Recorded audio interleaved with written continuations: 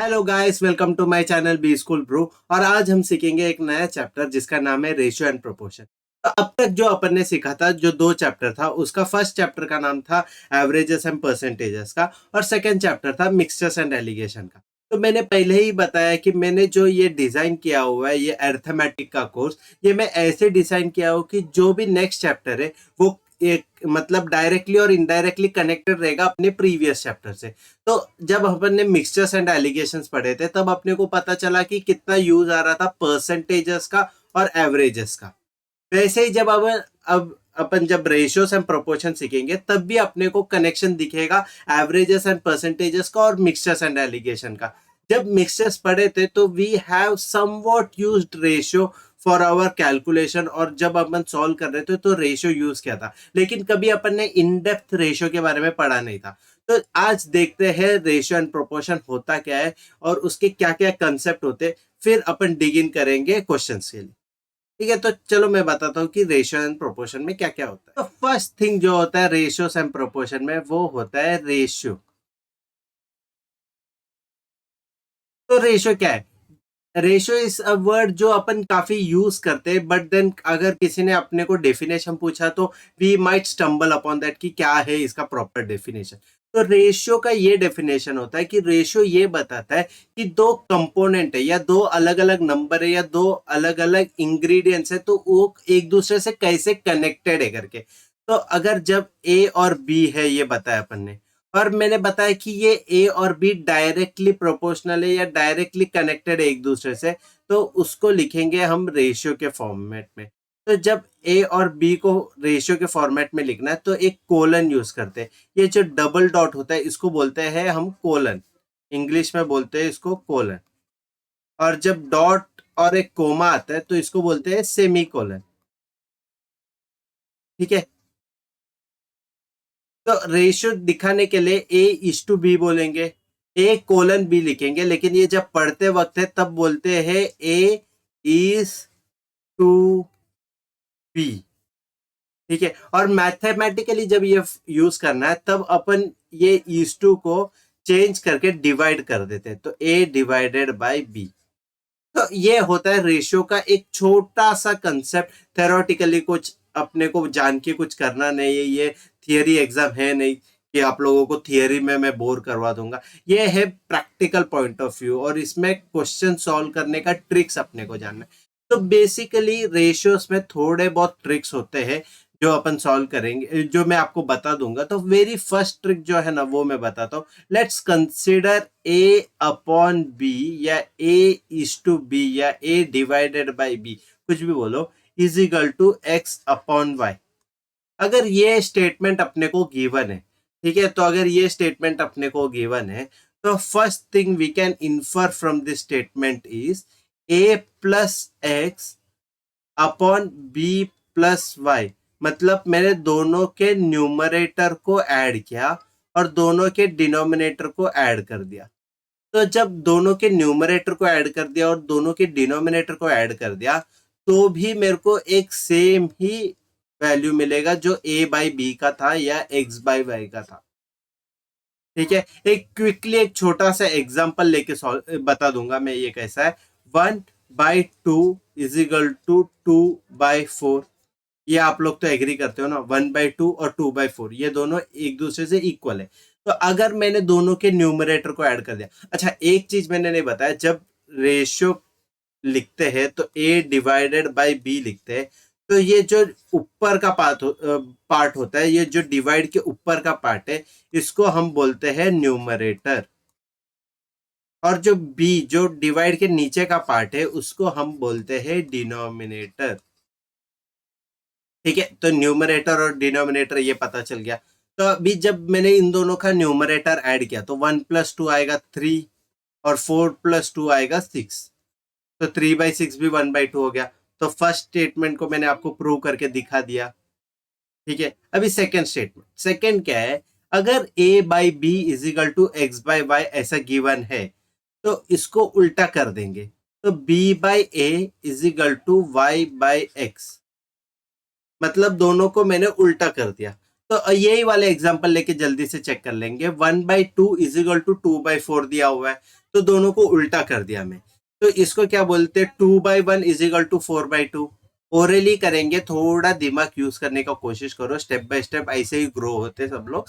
तो 2/1 is equal to 4/2 मिला, तो दोनों तरफ 2 ही आया, तो ये भी अपना प्रूव हो गया।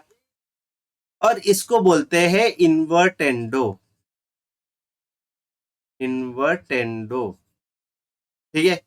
ये बोलते हैं, इसको बोलते हैं इन्वर्टेंडो। जब उल्टा कर देते हैं तब उसको बोलते हैं इन्वर्टेंडो। ये एज सच तो आप लोगों को इसका नेमिंग से कुछ मतलब नहीं है, बट देन जब मैं सिखा रहा हूँ, I just want to make sure कि मेरे सारे स्टूडेंट्स को बेसिक कंसेप्ट तो पता है।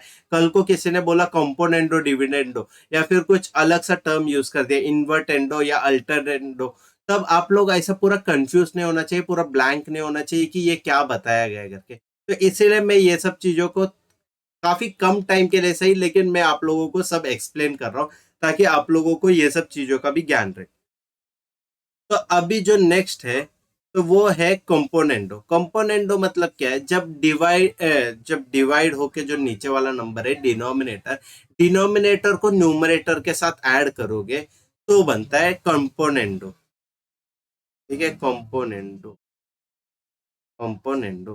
ठीक है, तो अभी क्या हुआ, a plus B divided by B is equal to X plus Y divided by Y. इसको भी चेक करके जल्दी से चेक करेंगे, तो यही वाले फॉर्मूला में तो क्या होगा, 1 + 2 3, 3/2 इज इक्वल टू 2 + 4 6, 6/4। ठीक है, तो 6/4 को भी अपन 3/2 ही लिखेंगे, और राइट हैंड साइड जो लेफ्ट हैंड साइड में इसमें पहले से ही 3/2 आ रहा है, तो ये कंपोनेंडो का भी अपने को फॉर्मूला आ गया, मतलब प्रूव हो चुका है। फिर इसके बाद बचता है एक अल्टरनेंडो होता है, अल्टरनेंडो ऐसा कुछ तो होता है, even I am not sure कि उसका कैसे प्रोनाउंस करते करके। तो उसमें क्या है, उसमें क्रॉस मल्टीप्लाई होता है, ये जो एक्स है वो नीचे आ जाएगा बी के तरफ में, और बी जो है वो एक्स के तरफ जाएगा। तो फिर उसमें से एक और अपने को डेरिवेशन मिलता है कि a/x is equal to b/y। ठीक है, तो इसका नाम है अल्टरनेंडो। तो ये हो गया। फिर उसके बाद लास्ट में जो बचता है वो है कंपोनेंडो और डिविडेंडो साथ में यूज करते हैं, तो जिसमें ये बताते हैं कि a plus B upon a minus B is equal to X plus Y upon X minus Y. तो इसमें क्या हुआ है, numerator plus denominator upon numerator minus denominator is equal to numerator plus denominator upon numerator minus denominator. ठीक है, easy है, अब तक तो कुछ टफ नहीं लगा होगा, और ये बेसिक कंसेप्ट है रेशियो के ऊपर। वैसे ही प्रोपोर्शन के ऊपर भी थोड़े कंसेप्ट है, जो मैं क्विकली आप लोगों को एक थोड़ा ग्लिम्स दे दूंगा, ताकि आप लोगों को थोड़ा एक आइडिया आ जाए कि प्रोपोर्शन में होता है क्या। तो प्रोपोर्शन में मतलब क्या होता है, एक कंटिन्यूड प्रोपोर्शन होता है, कंटिन्यूड, CONTD लिख रहा हूं मैं, कंटिन्यूड प्रोपोर्शन। तो इसमें क्या बताया है कि A/B is equal to B/C। ठीक है, तो क्या हुआ, A/B is equal to B/C। तो इसका ये कंसेप्ट हुआ कि b², अभी ये जब मैं मल्टीप्लाई करूंगा, ये b को इधर लेके गया तो b² हो गया, b² is equal to AC हो गया। तो b का क्या वैल्यू आया, √AC। ये बेसिक जनरल कंसेप्ट है जो कंटिन्यूड प्रोपोर्शन का है, या फिर बाकी का भी इनवर्सली प्रोपोर्शन होता है, डायरेक्टली प्रोपोर्शन होता है, वो सब भी है कंसेप्ट में। चाहिए तो एक नया स्लाइड में वो भी थोड़ा, चाहिए तो मैं पूरा प्रोपोर्शन एक और नया स्लाइड में दिखा दूंगा, तो कि आप लोगों को और थोड़ा अच्छे से समझ में आए। तो चलो, मैंने एक नया स्लाइड लिया है, और इसमें मैं आपको प्रोपोर्शन का थोड़ा डिटेल में बता देता हूँ। प्रोपोर्शन, तो इसमें पहले प्रोपोर्शन में क्या होता है, A is directly proportional to B, ऐसा बताया कि A is directly proportional to B. ये फर्स्ट कंसेप्ट है, इसको कैसे समझेंगे, एक छोटा सा अगर एग्जांपल देना है मेरे को, तो the more you eat the more will be your weight. अगर आप लोग ज्यादा खाना खाओगे तो वेट भी वैसे ही बढ़ते जाएगा। ठीक है, तो ये डायरेक्टली प्रोपोर्शनल हो गया। हाँ, सिंपल है। तो ये इसको बोलते हैं डायरेक्टली प्रोपोर्शनल। और ऐसा ही होता है indirectly proportional. A is inversely proportional to B. Inversely proportional मतलब बी को डिनोमिनेटर में लिख देना, 1/b। तो इसको कैसे लिखेंगे? अगर मेरा गाड़ी का जो स्पीड है, स्पीड ऑफ माय व्हीकल, अगर मैंने स्पीड बढ़ा दिया और मेरे को समझो मैं अभी मुंबई में हूँ, तो मैं थाने में रहता हूँ, कंसिडर कर लेंगे, तो थाने से मेरे को चर्च गेट या सीएसटी जाने का है। तो अगर मैंने मेरा व्हीकल का स्पीड बढ़ा दिया तो मेरे को जो टाइम लगेगा वो कम हो जाएगा। तो जब एक चीज बढ़ेगा तो दूसरा चीज कम हो जाएगा, इसको बोलते हैं हम इनडायरेक्टली प्रोपोर्शनल। ठीक है, तो डायरेक्टली प्रोपोर्शनल और इनडायरेक्टली प्रोपोर्शनल ये तो आपको समझ में आया। और मैंने पहले ही बताया था एक कंटिन्यूड प्रोपोर्शन का कंसेप्ट। तो A/B is equal to B/C, ये जब आता है तो इसको बोलते हैं कंटिन्यूड प्रोपोर्शन। इसको इसीलिए कंटिन्यूड बोलते हैं क्योंकि ये B को फिर से लाया है अपन ने। ठीक है, B 2 बार आया, वरना जनरली होता क्या है, A/B is equal to C/D। तो इसको तो मैं कंटिन्यूड प्रोपोर्शन नहीं बोलूंगा ना, क्योंकि कोई मटी मतलब कोई कंपोनेंट वापस रिपीट नहीं हुआ है। तो A/B और फिर से B से ही मैं प्रोपोर्शन स्टार्ट करूंगा, तो उसको बोलेगा कंटिन्यूड प्रोपोर्शन। तो कंटिन्यूड प्रोपोर्शन का भी आपको कंसेप्ट समझ में आया होगा, कंटिन्यूड प्रोपोर्शन। ठीक, तो अभी तक अपन ने सारा प्रोपोर्शन का ये जो जो है स्टेटमेंट वो देख लिया। फिर इसके बाद अगर मेरे को कुछ आपको बताने का है तो वो ये है, जब ये ए इज डायरेक्टली प्रोपोर्शनल, ये जो अल्फा है, अगर ये आपको हटाना है, अभी देखो speed is inversely proportional to time, तो क्या होएगा, स्टेटमेंट क्या होगा, स्पीड इज इनवर्सली, इनवर्सली मतलब 1/, ठीक है, 1/, टाइम, ऐसा आ गया। तो जब ये मेरे को ये अल्फा हटाने का है या इनवर्सली प्रोपोर्शन का जो साइन हटाने का है, तो मैं लिखूंगा speed is equal to K/T। के या फिर कोई कांस्टेंट, ठीक है, के या फिर कोई कांस्टेंट। तो जब एक अल्फा या फिर डायरेक्टली प्रोपोर्शन या फिर इनवर्सली प्रोपोर्शन या प्रोपोर्शन का सिंबल हट जाता है और उसके जगह पे एक कांस्टेंट आता है, तो उसको बोलते हैं कांस्टेंट ऑफ प्रोपोर्शनैलिटी। ठीक है, तो इधर के जो है फॉर्मूला तो आपको सबको पता होगा, नहीं पता तो स्पीड टाइम डिस्टेंस में तो पढ़ ही लेंगे हम, कि ये जो होता है speed is equal to distance upon time होता है। ठीक है, और जो ये डी है, ये कांस्टेंट ऑफ प्रोपोर्शनैलिटी है।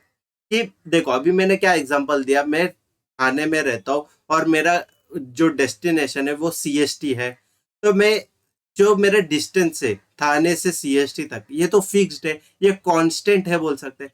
तो ये कांस्टेंट ऑफ प्रोपोर्शनैलिटी फिक्स हो गया। मैंने स्पीड बढ़ा दिया तो टाइम कम हो जाएगा, मैंने स्पीड घटा दिया तो टाइम ज्यादा हो जाएगा। ठीक है, इजी कंसेप्ट है रेशियो एंड प्रोपोर्शन का। अपन ने सारा थियरी तो ऑलमोस्ट कवर कर लिया है, और एज सच थियरी तो आप लोगों को यूज में आएगा भी नहीं। तो without wasting much time we will focus in the very first question, और अपना जो कंसेप्ट है रेशियो एंड प्रोपोर्शन का, ये थोड़ा स्ट्रॉन्ग बनाएंगे मिलके, ताकि अपन जो भी अपना जो एप्टीट्यूड का जो भी एग्जाम आने वाला है सब में साथ में टैकल कर पाएंगे। तो चलो गाइस फर्स्ट क्वेश्चन देख लेंगे। और सॉल्व करने के पहले जो एक चीज है वो लिख दो आप लोगों के हर जन के नोटबुक में, वो है JBIMS। ठीक है, JBIMS, और दूसरा क्या बताया था, 99+। मेरे को, मैं ये स्ट्रांगली रेकमेंड करता हूँ कि मेरे सारे स्टूडेंट्स अपने अपने नोटबुक में जब भी क्वेश्चन सॉल्व कर रहे हो या फिर जब भी बैठ रहे हो पढ़ने, तब ये दो चीजें लिख दे, क्योंकि ये सबकॉन्शियसली तो आपके माइंड में अटैक कर देगा और आप लोगों को ज्यादा मेहनत करने का याद दिलवा देगा। क्योंकि जब ये लिखते हो आप JBIMS या 99+, तो ये आप लोगों का एम डिफाइन कर रहा है, और जब आप एम लिख देते हो ना, तो आप लोग उसको करने के लिए कुछ ज्यादा एक मेहनत लेगे, ज्यादा एक एफर्ट्स निकालोगे। तो इसीलिए मैं चाहता हूँ कि हर बार मैं जो भी चैप्टर स्टार्ट करता हूँ तो मैं पहले लिख देता हूँ कि मेरे सारे स्टूडेंट्स मेरे साथ साथ लिखे कि JBIMS और 99+। ठीक है, तो अभी फर्स्ट क्वेश्चन देखते हैं कि क्या पूछा गया उसमें। 2A is equal to 3B and 4B is equal to 5C, determine the ratio of A is to B is to C। ठीक है, ये सिंपल सा क्वेश्चन है, ज्यादा सा टफ नहीं है। अगर ये क्वेश्चन को अगर आपको ऐसे टैकल नहीं करना है तो डायरेक्ट ना ऑप्शन से भी टैकल कर सकते हो, या फिर मैं आपको एक कन्वेंशनल मेथड बता दूंगा।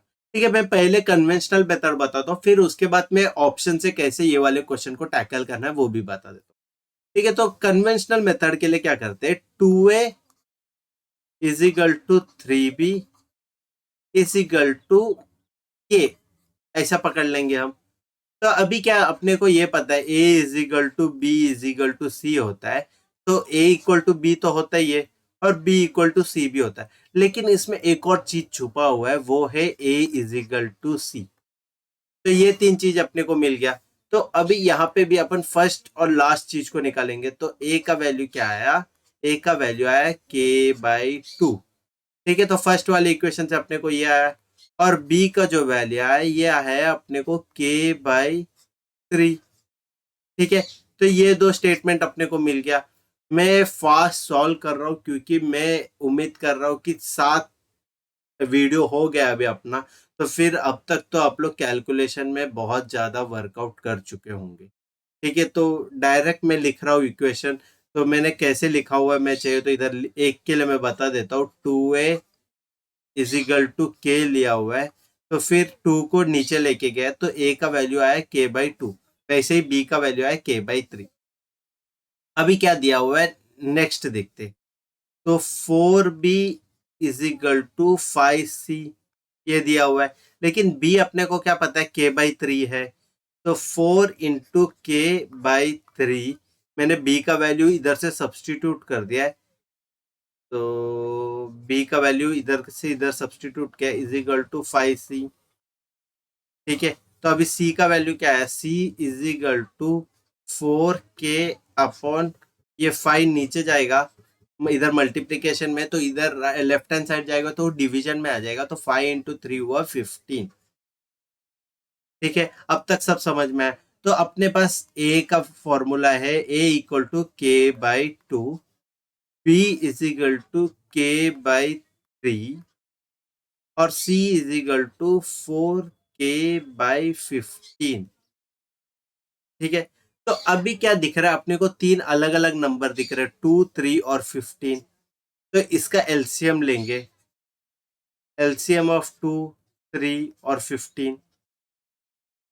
ठीक है, तो अभी एलसीएम निकालने के लिए आप लोगों को पता है कि नहीं, मेरे को आइडिया नहीं है, तो क्योंकि बहुत जन भूल जाते हैं और ये काफी यंगर स्टेज में आपको सिखाया जाता है, 4th 5th में ही सिखाया जाता है। और मैं बता रहा हूँ आपको कि सीईटी में जो भी ज्यादा कंसेप्ट आता है ना, ये सब अपना ना एकदम प्रिलिमिनरी मैथ्स से आता है। तो अपना अगर मैथ्स का बेस अगर बहुत स्ट्रांग होता था ना, तो आप लोगों को बेझिझक बे टेंशन के आप लोगों को 98 97 प्लस आ ही जाएगा।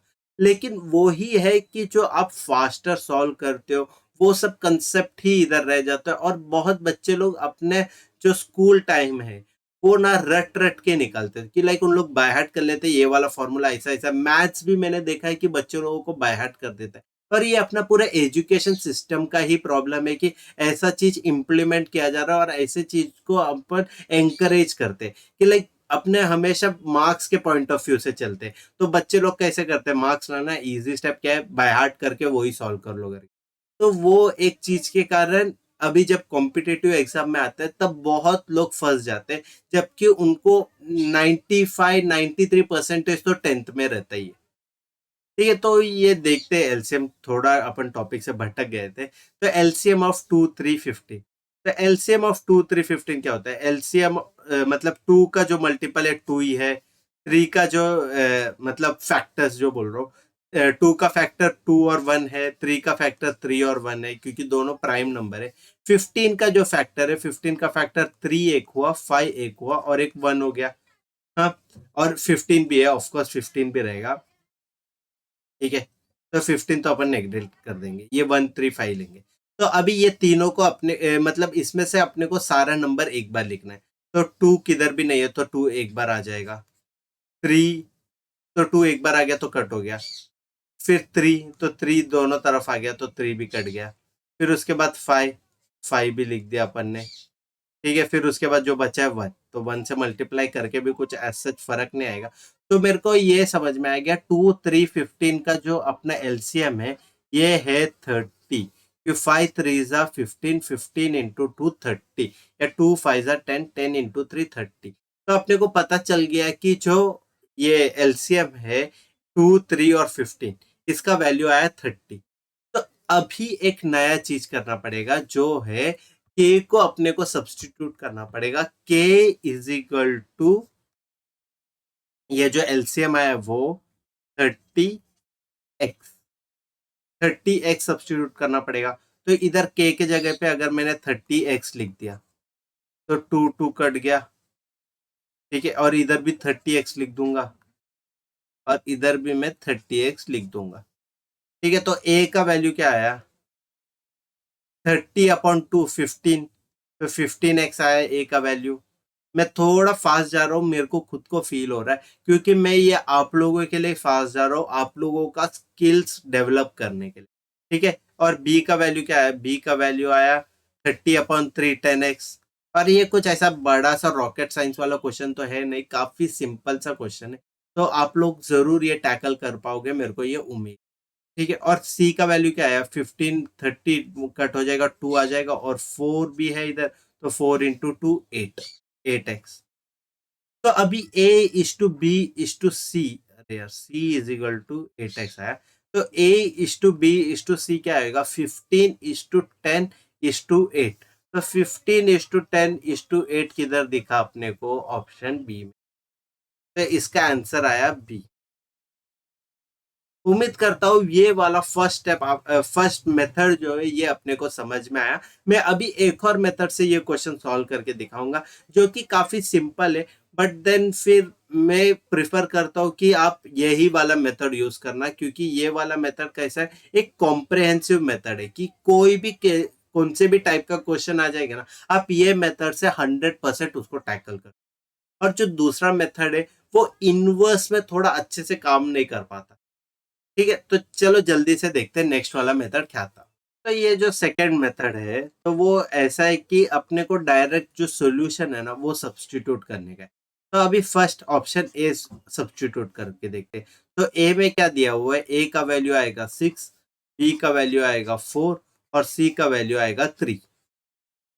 तो ये दिया हुआ है, तो इधर सब्स्टिट्यूट करते हैं। तो ए का वैल्यू 6 है तो 2 इंटू 6 कितना हुआ 12, और बी का वैल्यू 4 है तो 3 इंटू 4 कितना हुआ 12। तो अपना फर्स्ट स्टेटमेंट जो है वो सेटिस्फाई कर गया, ठीक है। तो चलो देखते हैं, मतलब इतने में से डायरेक्ट आंसर तो नहीं मार्क करेंगे, अपन सेकंड वाले इक्वेशन भी देख लेंगे। तो 4 इंटू बी दिया, बी का वैल्यू 4 है तो 4 इंटू 4 कितना हुआ 16, और 5 इंटू सी, सी का वैल्यू हुआ 3, 5 इंटू 3 15। तो 16 इज इक्वल टू 15, ये तो है नहीं, ये गलत है। तो फिर अपना ऑप्शन ए रॉन्ग हो गया, ठीक है, समझ में आया। तो अभी अपन जाएंगे ऑप्शन बी पे, ठीक है। तो ऑप्शन बी क्या हुआ, ए का वैल्यू आ रहा है 15, बी का वैल्यू आ रहा है 10 और सी का वैल्यू आ रहा है 8, ठीक है। तो अभी फर्स्ट ऑप्शन क्या है 2a, 2 इंटू 15 कितना हुआ 30, 3b, 3 इंटू 10 कितना हुआ 30। वेरी गुड, फर्स्ट वाला इक्वेशन तो सॉल्व हो गया। सेकंड वाले इक्वेशन में देख लेंगे क्या, 4 इंटू बी, तो 4 इंटू 10 कितना हुआ 40, और 5 इंटू सी, सी का वैल्यू 8 है, 5 इंटू 8 40। तो दूसरा इक्वेशन भी सॉल्व हो गया, वेरी गुड। तो जब दोनों इक्वेशन सॉल्व हो गया तो अपन प्रिटी श्योर है कि बी करेक्ट आंसर है। एक और बार आपको दिलासा देने के लिए मैं सी वाला ऑप्शन भी चेक कर लेता हूँ। सी वाले ऑप्शन में ये बताया कि ए का वैल्यू है 6, बी का वैल्यू है 10 और सी का जो वैल्यू है वो है 3, ठीक है। तो फर्स्ट इक्वेशन क्या है 2a, 2a क्या हुआ तो 12 हुआ, और 3b क्या हुआ 30 हो गया। तो क्या ये इक्वल है, नहीं ये इक्वल, तो ये गलत हो गया, सी वाला ऑप्शन तो गलत गया, ठीक है। क्विकली डी वाला ऑप्शन भी देख लेंगे जिसमें ए और बी का वैल्यू 10 दिया हुआ है, तो मतलब 15 और 10 जो इन दोनों से मैच करता है, और सी का वैल्यू 8 के जगह पे 3 दिया है। तो पता है कि अपने को वो सेटिस्फाई नहीं हो जाएगा, तो सी का डी ऑप्शन भी कट गया और फाइनल आंसर आया बी। उम्मीद करता हूँ ये वाला स्टेप तो काफी सिंपल लगा होगा, क्योंकि ये डायरेक्ट ऐसा एक स्टेटमेंट में पूछा है। और अगर ऐसा एक स्टेटमेंट में क्वेश्चन आएगा ना, तो मैं हाईली रेकमेंड करूंगा कि ये वाला मेथड कर ले, या फिर लेकिन जस्ट मेक श्योर करना कि जो मैंने वो कन्वेंशनल मेथड बताया था ना, वो आप भूल मत जाना, क्योंकि जब प्रॉब्लम स्टेटमेंट वाले क्वेश्चन आते हैं ना, तब वी कैन मेक श्योर कि वो वाला मेथोडोलॉजी यूज कर सकते, या फिर कभी थीटा क्वेश्चन आया तब भी आप लोग यूज कर सकते हो वो कर। ठीक है, तो अभी चलो क्विकली नेक्स्ट क्वेश्चन देखेंगे। उम्मीद करता हूँ कि आपको फर्स्ट वाला क्वेश्चन काफी अच्छे से समझ में आया होगा, और रेशियोस एंड प्रोपोर्शन का थोड़ा बेसिक कंसेप्ट भी क्लियर आ रहा होगा। तो चलो फ्रेंड्स, ये सेकंड वाला क्वेश्चन में क्या दिया है ये एक बार देख लेंगे। तो क्या दिया है, the ratio of father's age to his son's age is 4:1, the product of their ages is 196, the ratio of their ages 5 years hence will be dash. ठीक है, 5 years हेंस मतलब 5 साल के बाद। ठीक है, हेंस मतलब आफ्टर 5 years, बिफोर मतलब पहले, और हेंस मतलब आफ्टर। ठीक है, तो अभी सॉल्यूशन देखते हैं। Let's father's age be F years and son's age be S years. ठीक है, पिछले बार एक्स वाई लिया था, इस बार भी एक्स वाई लेने का मन तो कर रहा था, लेकिन मैं सोचा कि छोड़ो, ठीक है, एफ और एस ले लेंगे, बेटर अंडरस्टैंडिंग हो जाएगा। तो ratio of father's age to his son's age, तो करंट एज की बात कर रहे हैं, तो करंट एज में एफ अपॉन एस, रेशियो बोला है, रेशियो मतलब मैंने क्या बताया, इज टू लिखने का, तो father is to son's age is मतलब क्या हुआ, इज इक्वल टू, और 4:1, 4:1। तो ये फर्स्ट स्टेटमेंट से अपने को इतना इन्फर हो गया। तो अभी मैंने बोला है कि जो ये इज टू है, उसको जब अपन मैथमेटिकल इक्वेशन के फॉर्मूला में लाते हैं तब डिवाइड कर देते हैं। तो father's age divide by son's age is equal to 4/1। तो ये करंट फादर का एज और सन का एज है। वेरी गुड, इधर तक समझ में आ गया। अभी जो नेक्स्ट स्टेटमेंट दिया ये पढ़ लेते। The product of their ages is 196। तो प्रोडक्ट ऑफ देयर एजेस क्या दिया है, मतलब फादर का एज इनटू सन का एज। प्रोडक्ट मतलब होता है मल्टीप्लीकेशन, प्रोडक्ट मतलब होता है मल्टीप्लीकेशन, तो ये याद रखना। प्रोडक्ट मतलब होता है मल्टीप्लीकेशन, सम मतलब होता है एडिशन, डिफरेंस मतलब होता है माइनस सब्ट्रैक्शन, तो वैसे सब कंसेप्ट है। तो product of their ages is 196। अभी इसमें अपने को क्लियरली दिख रहा है कि दो इक्वेशन है, दो इक्वेशन है, अब वो तो दिख रहा है, F by S is equal to 4/1 और F into S is equal to क्या दिया है, 196। ठीक है, तो दो इक्वेशन है, और अपने को ये भी दिख रहा है कि दो अननोन है, फादर का एज भी अननोन है, सन का एज भी अननोन है। तो दो इक्वेशन, दो अननोन, तो कम से कम ये समझ में आया अपने को कि डुएबल सेट है, ये क्वेश्चन अपन डेफिनेटली सॉल्व करना चाहिए करके। तो फिर ये वाला पहले वाला जो इक्वेशन है उससे अपन क्या इन्फर कर सकते हैं ये देख ले। ठीक है, ये सन को मैं इधर लेके जाता हूँ और मल्टीप्लाई कर देता हूँ, और ये 1 जो है इसका तो वैल्यू वैसे भी नहीं रहेगा, डिनोमिनेटर में 1 क्या ही वैल्यू कर देगा। तो फादर का वैल्यू, जो फादर का जो एज है वो 4 टाइम्स ऑफ सन हुआ। ये समझ में आया कैसे आया, जो 4 इंटू एस कर दिया मैं, तो 4 टाइम्स ऑफ सन से ये पता चल गया। तो ये वैल्यू जो मिला है, ये इक्वेशन 1 से जो मिला है अपने को, ये मैं सब्सटीट्यूट करेगा इक्वेशन नंबर 2 पे। तो father is equal to 4 times of son's age, ये मैंने इक्वेशन डाल दिया मेरे सेकेंड वाले इक्वेशन में। ठीक है, तो क्या आया, 4 into S is equal to 196। ठीक है, वेल एंड गुड, अभी समझ गया। अभी एच इंटू एस क्या हुआ, एस स्क्वायर हो गया, और 4 को इधर जाएगा तो डिवाइड हो जाएगा, तो 4 के टेबल में 4 जा, और 4 के टेबल में 9 जा।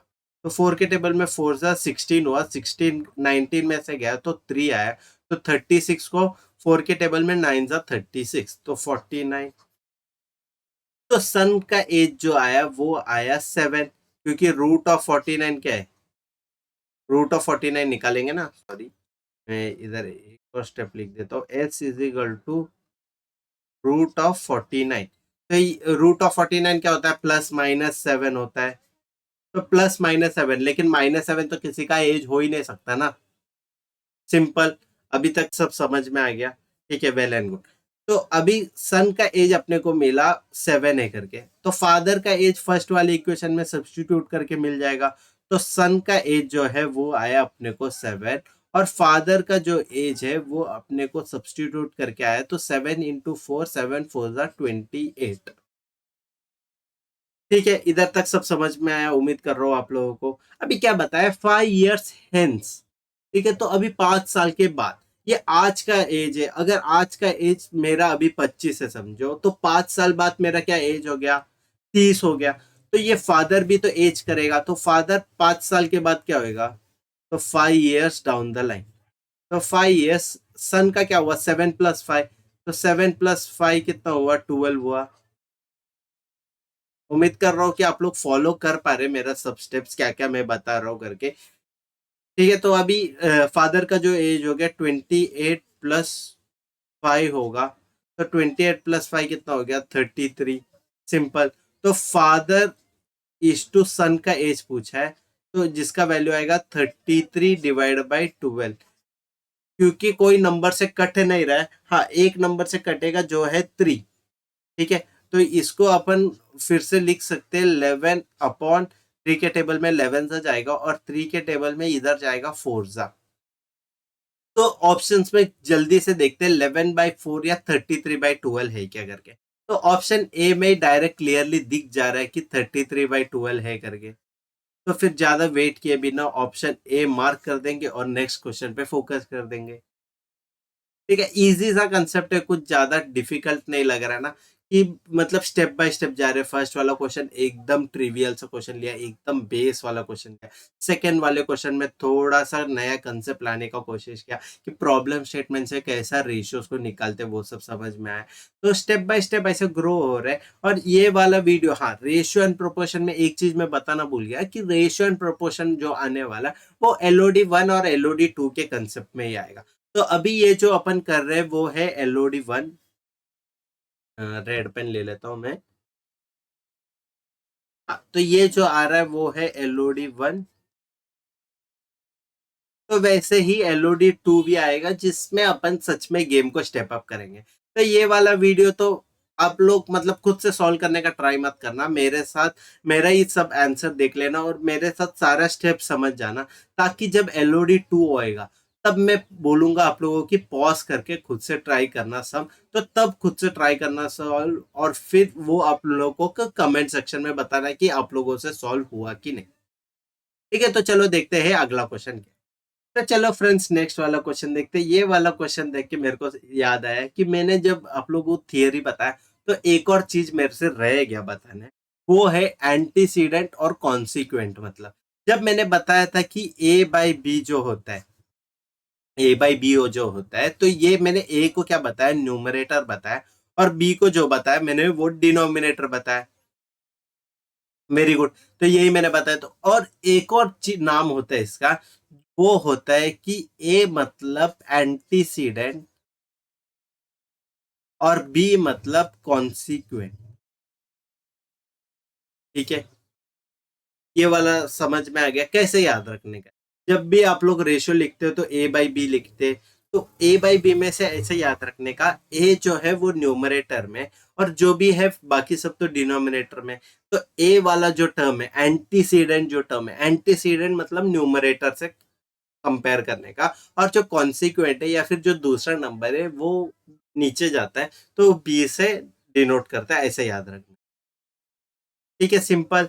तो ए होता है, ये होता है न्यूमरेटर, और ये होता है डिनोमिनेटर। सिंपल। ज्यादा कुछ है नहीं, कि ये सिर्फ एक नॉमेनक्लेचर है, ये एक वर्ड प्ले है जो आप लोगों को याद रखना पड़ेगा, क्योंकि अगर ऐसे क्वेश्चन है तो आप लोगों को 100% पता होना चाहिए कि एंटीसीडेंट क्या होता है, कॉन्सिक्वेंट क्या होता है करके। और अगर ये नहीं पता होगा, ये कितना भी सिंपल क्वेश्चन होने दो, आप लोगों से टैकल नहीं हो पाएगा। ठीक है, तो ये वाला क्वेश्चन देख लेते हैं, इसका सॉल्यूशन क्या है वो देख लेंगे। तो क्या दिया क्वेश्चन में, in a ratio which is equal to 5:8, if the antecedent is 40 then determine the value of consequent. ठीक है, तो क्या दिया हुआ है, रेशियो है, तो A/B है, तो इसका वैल्यू दिया है 5/8। सिंपल, फर्स्ट लाइन तो पूरा पता चल। इफ द एंटीसीडेंट मतलब क्या हुआ, मैंने बताया ए है, तो ये इजिकल टू, मतलब ये इजिकल टू नहीं, तो अभी क्या दिया है, ए इजिकल टू 40, तो कॉन्सिक्वेंट का वैल्यू पूछा, तो B is equal to question mark. ठीक है, तो 40 अपॉन बी इजिकल टू 5/8 ऐसा है। तो 5 के टेबल में ये 8 से कट हो जाएगा, तो बी इजिकल टू 8 × 8, तो B is equal to 64। Option B mark कर दो। देखो ये ना 1 मार्क का क्वेश्चन के लिए ना बहुत ज्यादा ही सिंपल है। कि लाइक ये क्वेश्चन ना मतलब कुछ है ही नहीं। ये क्वेश्चन का सिर्फ ये मकसद था कि एंटीसीडेंट और कॉन्सिक्वेंट क्या है ये आप लोगों को जज कर रहा है। कि ये आपको पता है तो आप 1 मार्क फुकट में लेके चले जाओ, अगर नहीं पता है तो फिर 1 मार्क खो के चले जाओ। तो मैं चाहता हूँ कि लाइक मैं भी खुद एग्री करता हूँ, जब मैं इसका थियरी बताया तो मैंने ये चीज बताना भूल गया। लेकिन जस्ट मेक श्योर करना कि आप लोग ये चीज हमेशा याद रखें कि ऐसा नहीं होना चाहिए कि रेशियो एंड प्रोपोर्शन आप लोग मेरे से सीखे या कोई भी टीचर से सीखे और फिर ऐसा हो जाए कि आप लोगों को एंटीसीडेंट और कॉन्सिक्वेंट का मतलब ही नहीं पता और उसके कारण आपका मार्क्स चले जा रहा है। ठीक है, तो उम्मीद करता हूँ ये वाला क्वेश्चन समझ में आया होगा और फिर नेक्स्ट क्वेश्चन जाएंगे। और जस्ट मेक श्योर करना कि एंटीसीडेंट और कॉन्सिक्वेंट के बारे में आपके थियरी वाला जो सेक्शन था उधर ऐड कर ले देना। ठीक है, तो नेक्स्ट क्वेश्चन देखते हैं। चलो फ्रेंड्स, नेक्स्ट क्वेश्चन देख लेंगे कि क्या पूछा गया है करके। तो इसमें क्या बताया, the weight of an iron rod which is 13 metre long is 23.4 kg। What is the weight of 6 meter long rod which has the same thickness as the first one? ठीक है, तो अभी इसमें कंसेप्ट में क्या दिया है कि थिकनेस दोनों का सेम है ये बताया गया है और उसका जो लेंथ है पहले का 13 मीटर था और अभी छोटा हो गया। तो बेसिकली जस्ट लॉजिकल थिंकिंग से ही पता चल जाता है कि अगर 13 मीटर का था तो लंबा था तो उसका वेट ज्यादा होगा, और उसका अगर हाफ लाया उसके साइज का तो उसका वेट भी वैसे ही कम हो जाएगा करके। सिंपल इतना तो कंसेप्ट समझ में आ ही जाएगा सब लोग। लेकिन इधर एक जो कंसेप्ट में जो दिया हुआ है या फिर ये क्वेश्चन में जो दिया है कि सेम थिकनेस, ये काफी इंपॉर्टेंट लाइन है कि सेम थिकनेस जो अपना वेट होता है, ये साइंस स्टूडेंट या फिर जो भी मतलब इंजीनियरिंग बैकग्राउंड हो या किसका साइंस बैकग्राउंड हो वो बता सकता है। वेट का जो फॉर्मूला है ये डेंसिटी से आता है। डेंसिटी, डेंसिटी को रो से डिफाइन करते हैं, रो डेंसिटी। तो डेंसिटी का फॉर्मूला जो होता है ये होता है मास अपॉन वॉल्यूम। तो क्या हुआ, rho into V is equal to mass, ये हुआ। तो अभी आप लोग तो पूछोगे तो इसमें थिकनेस भी नहीं आया लेंथ भी नहीं आया तो ये क्यों बता रहे हो ये वाला फॉर्मूला जो वेस्ट है। तो वैसा नहीं है, तो जो सुनो पहले मेरा पूरा बात, तो क्या है कि वॉल्यूम जो है वी, वॉल्यूम को कैसे डिफाइन करता है, ये लेंथ इनटू एरिया होता है। ठीक है, वॉल्यूम अभी लेंथ इनटू एरिया में अभी एक क्यूबॉइड है, जब मेंसुरेशन का चैप्टर लोगे तब अपन अच्छे से सीख लेंगे एक बार के लिए तो। लेकिन अभी मैं बता देता हूँ, तो इसमें क्या बताया, लेंथ इनटू एरिया। तो अभी जो वॉल्यूम है इसका मैंने फॉर्मूला बताया लेंथ इनटू एरिया। ठीक है, तो अभी इधर मैं डॉटेड लाइन से बता देता हूँ। ठीक है, तो अभी ये लेंथ हुआ, ये ब्रेड्थ हुआ और ये हाइट हो गया। अभी ये ब्रेड्थ इनटू हाइट करेगा तो इसका एरिया आ जाएगा। ठीक है, ये वाला फेस का जो एरिया आ जाएगा वो ब्रेड्थ इनटू हाइट है। और उसको अगर अपन से एल से मल्टीप्लाई कर देंगे, तो एल से मल्टीप्लाई करेंगे तो अपने को उसका वॉल्यूम आया, और वॉल्यूम ऑफ क्यूबॉइड अपने को वैसे भी पता है एल बी एच होता है। सिंपल, यहाँ से समझ में आया, लेंथ इनटू एरिया को वॉल्यूम लिखते करके। तो ये वाला कंसेप्ट था। तो अभी ये लेंथ जो है इसमें चेंज होते दिख रहा है, 6 पहले 13 मीटर था और अभी 6 मीटर हो गया। तो लेंथ डेफिनेटली चेंज हो रहा है अपने को दिखा है। तो वॉल्यूम 1 और वॉल्यूम 2 करके लेंगे, जिसमें L1 था और दूसरे केस में था L2 करके।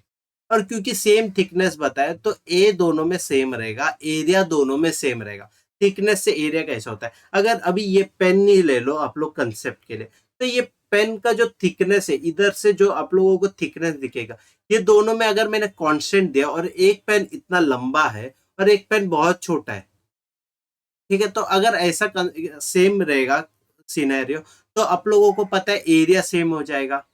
तो एरिया जब भी इसका जब अपन रेशियो निकालेंगे तो एरिया एरिया दोनों तरफ से कट हो जाएगा और वॉल्यूम जो है V1/V2 is equal to L1/L2 ऐसा आ जाएगा। ठीक है, तो इधर तक कंसेप्ट समझ में आ गया। तो अभी अपन ने जो दिया फर्स्ट वाला केस लेते हैं, तो rho into L1 is equal to mass 1। Mass 1 कितना है 23.4। और दूसरा जो है, क्योंकि बताया what is the weight of 6 metre long, 6 metre long rod मतलब सेम ही मटेरियल का है लेंगे। ठीक है, तो सेम मटेरियल है तो उसका भी डेंसिटी रो ही आएगा, क्योंकि जो डेंसिटी वो होता है वो डेंसिटी मटेरियल के ऊपर डिफाइंड होता है कि लाइक आयरन जो है उसका डेंसिटी एक फिक्स्ड रहेगा, एल्यूमिनियम जो है उसका डेंसिटी फिक्स्ड रहेगा। तो ऐसे मटेरियल का प्रॉपर्टी होता है डेंसिटी। तो डेंसिटी तो फिक्स्ड ही है, मोटा लाओ पतला लाओ कुछ भी लाओ फर्क नहीं पड़ता। और L1 के जगह पे अभी आएगा L2, और ये जो 23.4 है इधर आएगा नया मतलब वेरिएबल जो है x।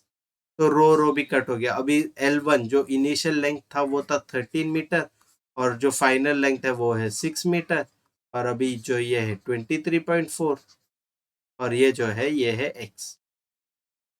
ठीक है, तो अभी इसमें सब्सटीट्यूट करने का है।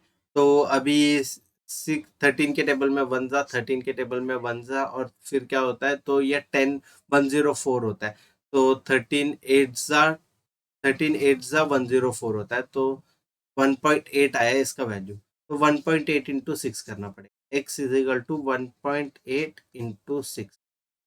तो 1.8 इंटू 6 को कितना लिखेंगे, लाइक 18 6 जा 18 5 जा 90, 18 6 जा 18 5 जा 90, 18 6 जा 108।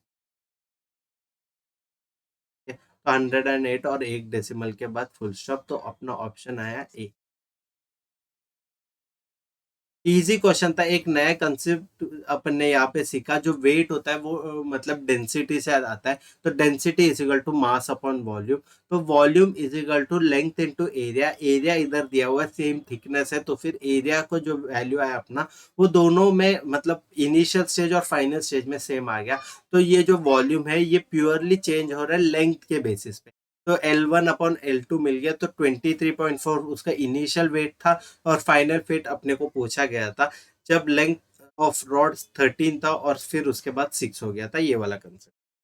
ठीक है, ये वाले क्वेश्चन को ना एक और सिंपल मेथड से कर सकते थे, लाइक सिंपल मेथड नहीं, वो काफी मतलब एक गेस वर्क होता है कि ये वाला क्वेश्चन आपको बिल्कुल ही नहीं आता है एग्जाम में करने के लिए। तो क्या होगा कि 13 मीटर लेंथ को, तो जो 13 मीटर लेंथ है उसका वेट आया 23.4। तो ये जब डिवाइड कर दोगे 13/2 3.4, तो क्या आएगा, एक का वैल्यू आएगा 1.8।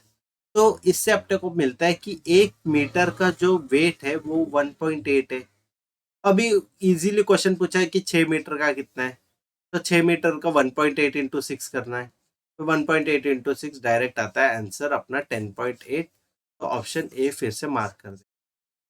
तो उम्मीद करता हूँ ये वाला क्वेश्चन भी आपको समझ में आया होगा, और अगर समझ में आया तो लाइक शेयर सब्सक्राइब कर देना हमारे चैनल को, और अगर हमारा कंटेंट अच्छा लग रहा है तो प्लीज आप लोगों के दोस्तों को भी बताएं और हमारे चैनल को ग्रो होने दें। चलो देखते हैं कि अगला क्वेश्चन क्या है। तो चलो फ्रेंड्स, फिफ्थ क्वेश्चन देखते हैं कि क्या पूछा गया है करके। तो क्वेश्चन पढ़ लेते एक बार। Three friends divide ₹624 between themselves in the ratio 1/2 1/3 1/4। ठीक है, वेरी वेल, इधर तक तो सब समझ में आ गया। What is the share of the third person? काफी स्ट्रेट फॉरवर्ड क्वेश्चन है, कुछ ट्रिक नहीं है, कुछ नहीं है, सिर्फ इधर एक लॉजिक लगाना है कि 1/2 1/3 1/4 ऐसा दिया हुआ है, ना कि 2:3:4।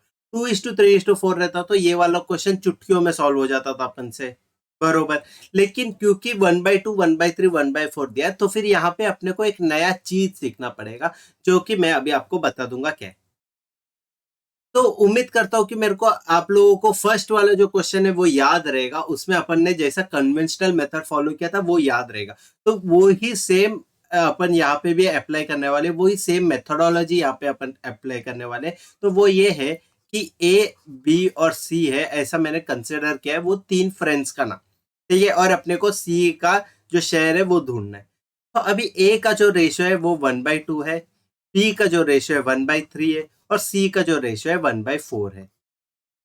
ठीक है, अभी इसमें से मेरे को फ्रैक्शन में से मेरे को एक इंटीजर फॉर्म में लाने का, तो मैं ये कैसे लाऊंगा, इंटीजर बोलो नेचुरल नंबर बोलो कुछ भी बोलो, कि मैं वो ये वाले में कैसे कन्वर्ट कर पाऊंगा।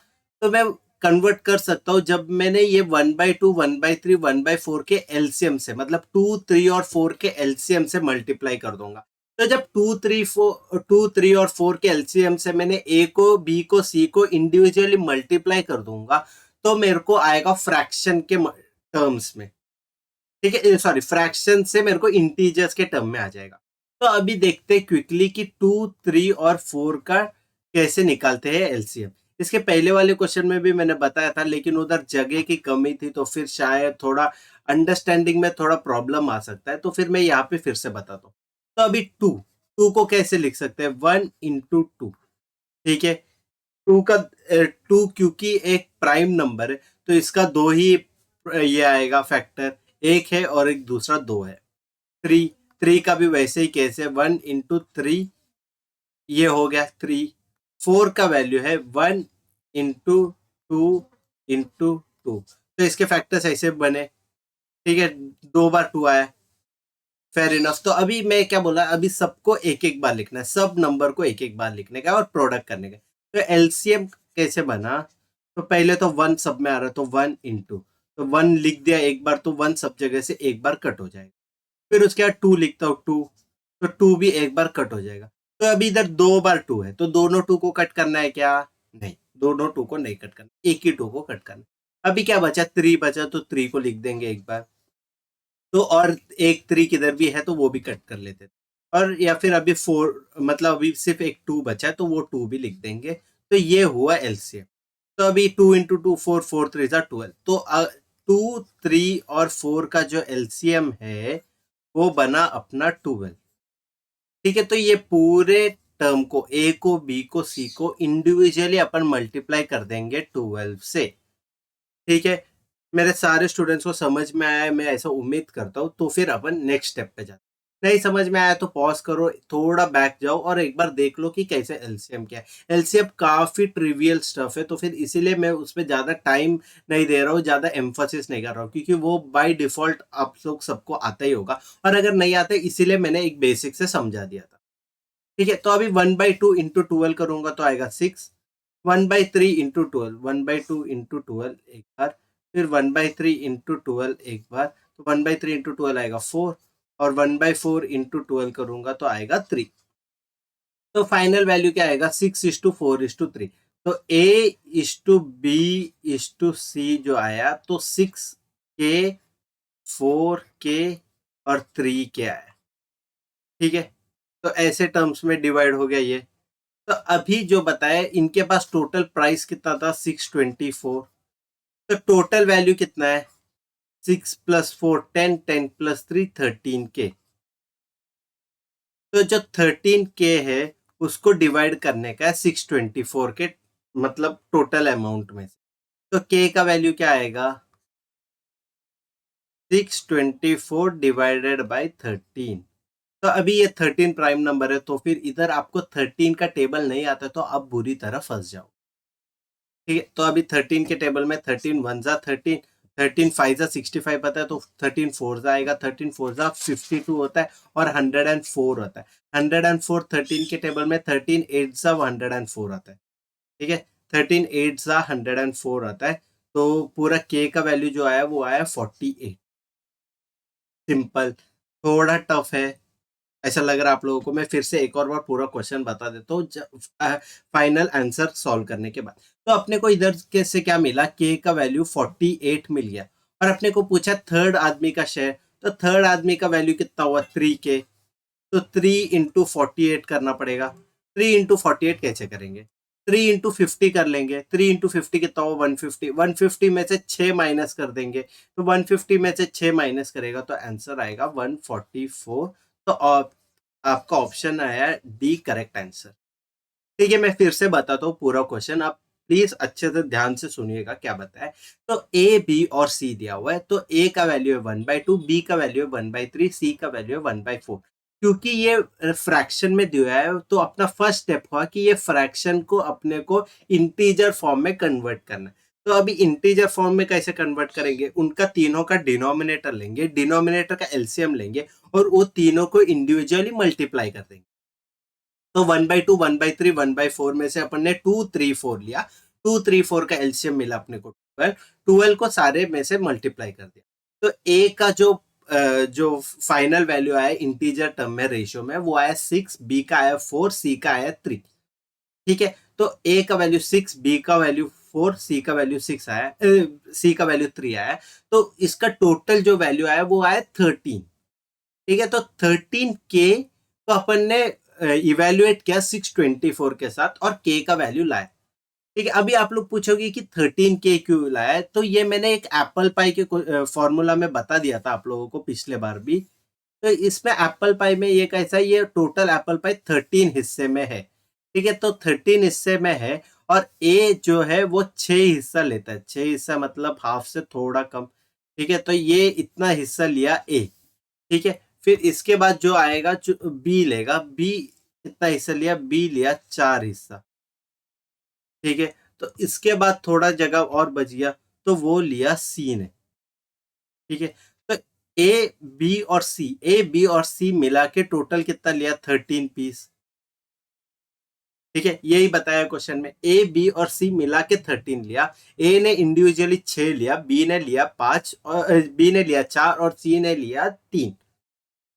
तो ये पूरा 13K को 624 से डिवाइड किया कि लाइक अगर 13 रुपीज डिवाइड करना था ना तो ए को मिलता था 6 रुपए, बी को मिलता था 4 रुपए और सी को मिलता था 3 रुपए, अगर 13 रुपीज रहता तो। लेकिन 13 रुपीज है नहीं, इधर रुपीज तो है 624। तो 13 को 48 से मल्टीप्लाई करने पे 624 आता है, या 624 को 13 से डिवाइड किया, वो जो वैल्यू है वो सबसे मल्टीप्लाई करके देख लिया। उम्मीद करता हूँ कि ये वाला क्वेश्चन अब जब मैंने बताया तो पूरा जो भी कंफ्यूजन था वो क्लियर हुआ होगा, और कल को अगर आपको सिमिलर क्वेश्चन आएगा तो आपको टैकल करने हो जाएगा। ठीक है, तो चलो देखते हैं अभी नेक्स्ट क्वेश्चन। तो चलो फ्रेंड्स ये वाला क्वेश्चन देखते हैं कि ये लास्ट क्वेश्चन होगा ये वाले एलओडी 1 का। ये मैंने पहले ही बता दिया कि ये एलओडी 1 है और एलओडी 1 में अपन 2 पार्ट डाल देंगे क्योंकि जो रेशियो एंड प्रोपोर्शन है ये काफी बेसिक चैप्टर है और इसका यूज एक्सटेंसिवली होने वाला है। तो मैंने सोचा कि इसमें ज्यादा क्वेश्चन दे देंगे हमारे स्टूडेंट्स को, ताकि उन लोग ज्यादा ये क्वेश्चन को लर्न कर पाए, ये क्वेश्चन को समझ पाए, और ये जो है ये चैप्टर इसको बहुत कॉन्क्रीट बेस की तरफ बना देंगे, ताकि इसके ऊपर जो भी बिल्डअप होगा नेक्स्ट चैप्टर, या फिर अगर अपना प्रोपोजिशन के ऊपर अगर अपना आया कोई नया चैप्टर जैसे profit and loss, simple interest, कुछ भी नया चैप्टर ऐड ऑन हो रहा है तो जस्ट मेक श्योर करना कि आप लोगों का बेस बहुत स्ट्रांग है। और ये वाला क्वेश्चन, ये वाला चैप्टर जो है वो ज्यादातर आने वाला है time speed distance and time and work पे। तो इसीलिए मैं इसमें ज्यादा एम्फोसिस कर रहा हूँ, क्योंकि टाइम एंड वर्क और टाइम स्पीड डिस्टेंस ऐसा है कि जो सबसे टॉपर बच्चे लोग हैं ना उन लोग भी थोड़ा घबरा जाते हैं क्वेश्चन सॉल्व करने से पहले। ठीक है, तो फिर इधर बेस बहुत स्ट्रांग बनाएंगे तो फिर मैं ज्यादा से ज्यादा क्वेश्चन दे दूंगा। तो अभी एलओडी 1 का 2 पार्ट बनेगा, वैसे ही एलओडी 2 का एज सच अभी तो मेरे पास कुछ प्लान नहीं है कि कितना बनेगा वो, लेकिन मैं उम्मीद कर रहा हूँ कि 14-15 क्वेश्चन उसमें भी दे दूंगा, तो 3 पार्ट तो बन ही सकता है उसमें भी। ठीक है, तो देखते हैं ये वाला क्वेश्चन में क्या दिया है करके। The ratio of two number is 3:4, their LCM is 180, determine the smallest number. ठीक है, तो 2 नंबर दिया हुआ है, तो 2 नंबर दिया है तो let's assume that the two number are, let the two number be A comma B. ठीक है, तो A upon B is equal to 3/4, ये ऐसा मिल गया। तो अभी मैंने क्या बोला, ए इज डायरेक्टली प्रोपोर्शनल टू 3, और ये प्रोपोर्शनैलिटी हटाने के लिए क्या लगेगा, very good, constant of proportionality. तो ये अपने को फर्स्ट स्टेटमेंट से मिला कि ए का जो वैल्यू है वो 3K निकला। वैसे ही बी का वैल्यू आएगा 4K। ठीक है, फेयर इनफ, इधर तक आपको समझ में आ गया सारा, मैं ऐसा उम्मीद कर। तो अभी आगे क्या दिया है, देयर एलसीएम दिया हुआ है, तो एलसीएम दिया हुआ है तो फिर अभी एलसीएम तो अभी अपन ने पिछले क्वेश्चन में निकाला, तो एलसीएम कैसे निकाला कि प्रोडक्ट निकाला, मतलब अभी 4 का जो था पिछले वाले वीडियो, मतलब पिछले वाले क्वेश्चन में वो क्या था, 1 2 2। तो अभी मैं 4 के जगह पे 4k रख दूंगा तो भी आपको यही आएगा 1 2 2 और k। वैसे ही 3k का क्या आएगा 1 3 और k। ठीक है, के कुछ भी वैल्यू आन दो, के ही लिख दोगे आप लोग। ठीक है, तो अभी इसमें से अगर इन दोनों का एलसीएम निकालना है, तो एलसीएम निकालना है तो मैंने क्या बोला, ये फर्स्ट वाला स्टेटमेंट कट कर देता हूँ। तो एक बार सब एक एक बार करके लिखना है, तो 1 लिख दिया मैं, तो 1 लिखा तो हो गया। फिर उसके बाद मैंने 2 लिखा। ठीक है, फिर उसमें 2 एक ही बार कट हो जाएगा। फिर उसके बाद मैंने फिर से 2 लिखा, 2 आया। फिर उसके बाद के लिखा, के दोनों तरफ है तो दोनों तरफ में कट हो गया। फिर उसके बाद 3 बचा, तो 3 भी लिख दिया। तो ये इसका पूरा एलसीएम कितना हुआ है, एलसीएम कितना आया 1 इंटू 2 इंटू 2 इंटू के इंटू 3। ठीक है, उम्मीद करता हूँ मेरे सारे स्टूडेंट्स को समझ में आया कि कैसे निकाला एलसीएम। तो 2 इंटू 2 4, 4 3 12, तो 12 क्या आया एलसीएम, अपना दो नंबर था 3 के और 4 के, उसका एलसीएम आया अपने को 12 के। लेकिन क्वेश्चन में दिया है कि एलसीएम तो 180 है, तो एलसीएम 180 गिवन है और अपने को मिला एलसीएम का वैल्यू 12 के। तो जाहिर सी बात है, एक इक्वेशन है, एक अननोन है, एक अननोन अपना जो है वो के है, तो कैसे निकालेंगे, सब्सटीट्यूट करके। तो 12 के इज इक्वल टू 180, ये मिल गया अपने को। ठीक है, 6 के टेबल में 2 जा, 6 के टेबल में 3 जा, 30 आया, 2 के टेबल में 1 जा, 2 के टेबल में 15 जा। तो के का जो वैल्यू आया अपना आया 15। अभी के का वैल्यू 15 है, ये दो है। अभी 3 के 4 के कौन सा सिंपल रहेगा, ये तो मैं सेकंड स्टैंडर्ड का बच्चे भी बता देगा कि मेरा 3 के छोटा नंबर है करके। और के का वैल्यू 15 है, तो फिर क्या करेंगे, 3 इंटू 15 होगा अपना छोटा वैल्यू, मतलब छोटा नंबर 3 इंटू 15 हुआ। 3 इंटू 15 कितना हुआ 45।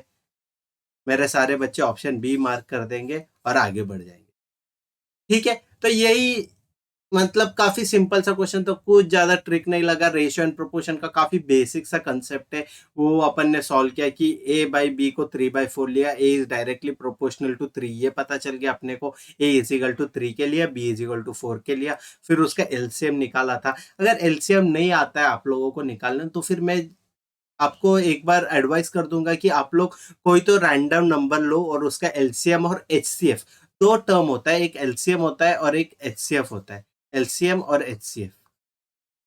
तो ये दोनों प्लीज आप देख लो कि कैसे बना, मतलब कैसे निकाला जाता है करके। काफी टफ तो नहीं है, काफी सिंपल है। और अगर क्वेश्चन में आएगा तो मैं मतलब आपको श्योरिटी देता हूँ कि मैं आपको सॉल्व करके बता दूंगा और कैसे लाना है ये बता दूंगा। लेकिन कैसा है, कभी कभी क्वेश्चन में नहीं आया तो फिर मैं सिर्फ डेडिकेटेडली एलसीएम एचसीएफ में बनाना वो तो काफी टफ हो जाएगा मेरे लिए। तो इसीलिए मैं आपको एडवाइस ये करूंगा कि आप लोग देख लो कि एलसीएम एचसीएफ कैसे निकालते। फिर बाकी तो सारा क्वेश्चन सिंपल था। 12 क्या है, 12 के को अपन ने 180 के साथ सब्स्टिट्यूट किया, के का वैल्यू आया और अपने पास दो नंबर था 3 के 4 के, जो स्मॉलर नंबर है उसमें के का वैल्यू सब्स्टिट्यूट किया, आंसर आया अपना 45। तो डायरेक्ट ऑप्शन आया बी। ठीक है, सिंपल लगा, अच्छा लगा क्वेश्चन तो अगर हम आप लोगों को हमारा वीडियो अच्छा लगा तो लाइक शेयर सब्सक्राइब करें हमारे चैनल को। और हमारा टेलीग्राम चैनल है जिसका लिंक मैं डिस्क्रिप्शन में डालूंगा, उसमें भी आप लोग प्लीज कनेक्ट हो जाइए और हमारे साथ मिले। उधर ही क्वेश्चन वगैरह जो भी छोटे छोटे क्वेश्चन आएंगे, क्विज होएगा, जो भी होएगा उसमें आप लोग पार्ट लीजिएगा। ये हम लोग आपसे रिक्वेस्ट करते हैं, ये भी करो करके। ठीक है, और आपके दोस्त रहेंगे जो सीईटी वगैरह के लिए अपियर कर रहे हैं ये साल, अगले साल जो भी रहेगा, तो उन लोग को प्लीज हमारे चैनल के बारे में बताना और हमारे चैनल को प्रमोट करना। ठीक है, और तब तक के लिए अभी मिलते हैं अगला वीडियो, तब तक के लिए हैप्पी स्टडी, हैप्पी ब्रू।